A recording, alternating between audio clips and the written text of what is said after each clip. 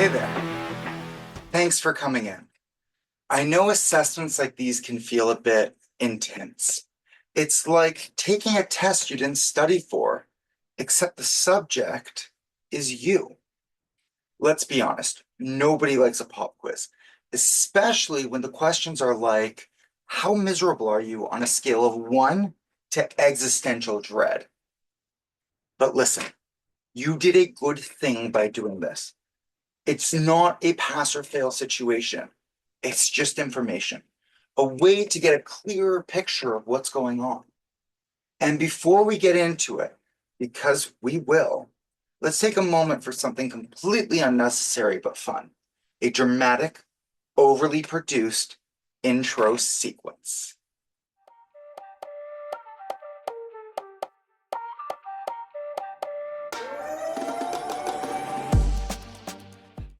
All right, let's get into it. You took 4 assessments: depression, hopelessness, anxiety, and suicidal ideation. Think of it like a weather report for your mind, except instead of predicting rain, it's measuring the emotional storms that you have been navigating. So here is what we found. The Beck Depression Inventory, you scored 32.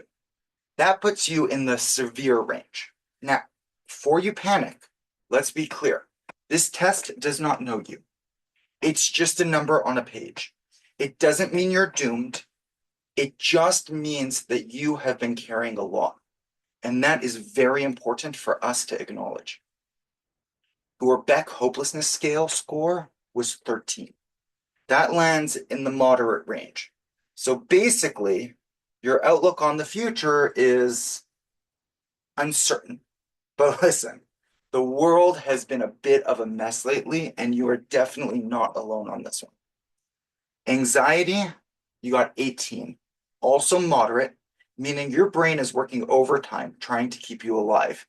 And honestly, respect. And then we get to your Beck suicide scale.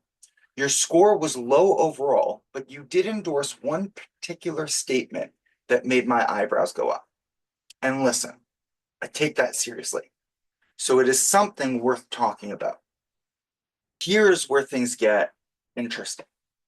You checked off, I would kill myself if I had a chance on one of the tests.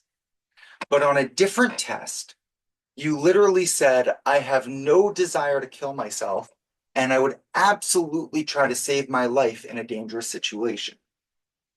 And that's a bit like saying, I hate pineapple on pizza, but when I make pizza at home, I always make sure to put on extra pineapple.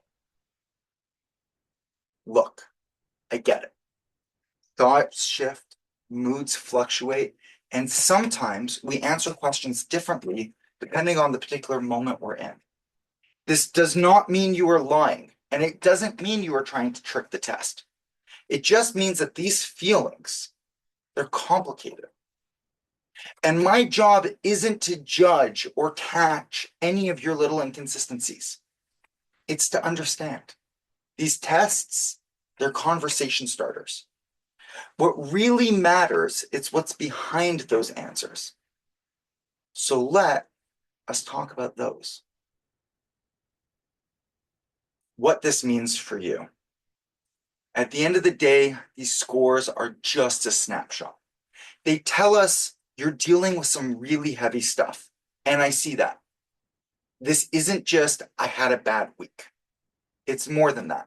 But the fact that you're here, that you're talking about this, is a big deal. So, what's next?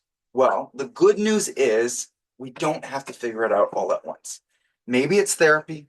Maybe it's learning some coping strategies. Maybe it's just figuring out what support looks like for you. But what I do know is you don't have to do this alone.